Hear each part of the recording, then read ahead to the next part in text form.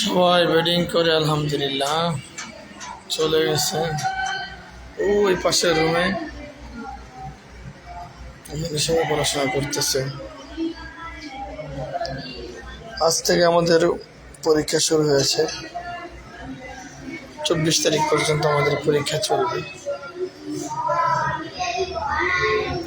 বাচ্চারা কিন্তু সিট করে আইসা এইভাবে তাদের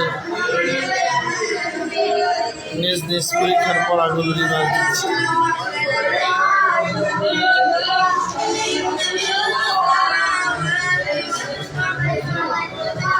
প্রচণ্ড গরম, যার কারণে ওরা যেহেতু এখন ক্লাস টাইম না, এটা হলো ওরা নিজেরাই ক্লাস টাইমের বাহিরে। এটা আমরা বাচ্চাদেরকে স্বাভাবিক 11টা পর্যন্ত ক্লাস করাই, পরীক্ষা যেহেতু এখন আমরা 10টা পর্যন্ত ক্লাস করাচ্ছি। এরপরেও কিন্তু বাচ্চারা সিট করে সবাই একটা রুমে বসে ওদের পরীক্ষার প্রস্তুতিগুলো নিচ্ছে।